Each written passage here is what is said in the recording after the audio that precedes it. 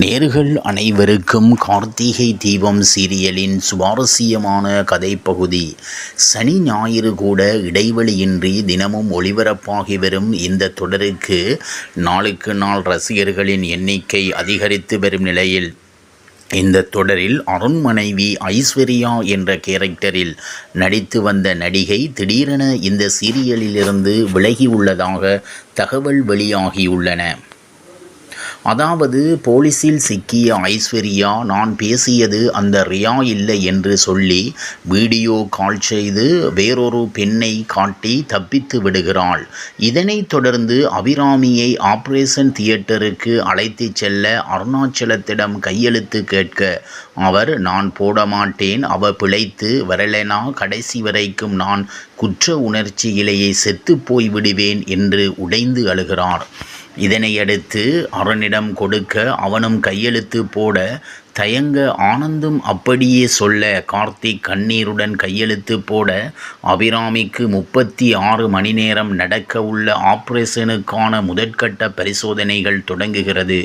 எல்லாரும் அப்படியே உடைந்து போய் உட்கார்ந்திருக்க ஐஸ்வர்யா நைஸாக நழுவி வெளியே வந்து ஒரு ஓட்டலுக்கு சென்று பரோட்டா சிக்கன் என்று விதவிதமாக ஆர்டர் செய்து சாப்பிட்டு கொண்டிருக்க அருண் அங்கு வர இவன் நம்மளை பார்த்தா பெரிய பிரச்சினையாகிடுமே என்று டேபிளுக்கு அடியில் ஒளிந்து கொள்கிறாள். அருண் ஓட்டலில் தண்ணீர் கேட்க உள்ள வந்து குடிங்க என்று சொல்லி கூப்பிட ஐஸ்வர்யா டேபிள் அருகே வந்து தண்ணீர் குடிக்க ஐஸ்வர்யா மறைந்தபடியே இருக்க ஒரு கட்டத்தில் அவளை பார்த்துவிட அருண் ஐஸ்வர்யாவை பிடித்து திட்டி விடுகிறான்.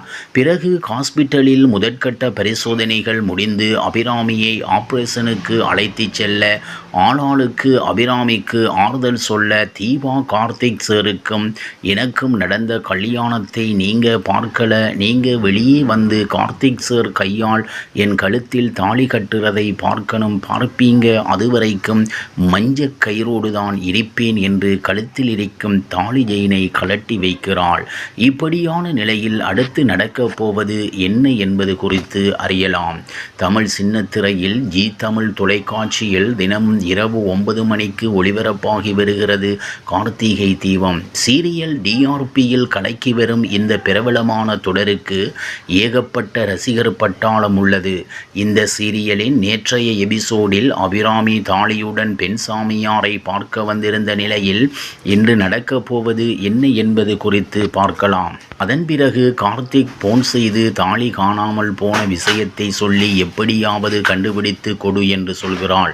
அடுத்து கார்த்திக் கோவிலுக்கு வர அங்கு ரம்யா இவனுக்கு ரம்யா மீது சந்தேகம் வருகிறது. உடனே ஒரு திட்டத்தை போட்டு ரம்யாவிடம் நீங்க எங்கேயும் போகாமல் அம்மாவுடன் இருங்க, அவங்க ரொம்ப பயந்து போய் இருக்காங்க, நான் போய் கண்டுபிடித்து கொண்டு வரேன் என்று சொல்ல ரம்யா எப்படி கண்டுபிடிக்க போறீங்க என்று கேட்கிறாள். உடனே ஒரு திட்டத்தை போட்டு ரம்யாவிடம் நீங்க எங்கேயும் போகாமல் அம்மாவுடன் இருங்க, அவங்க ரொம்ப பயந்து போய் இருக்காங்க, நான் போய் கண்டுபிடித்து கொண்டு வரேன் என்று சொல்ல ரம்யா எப்படி கண்டுபிடிக்க போறீங்க என்று கேட்கிறாள்.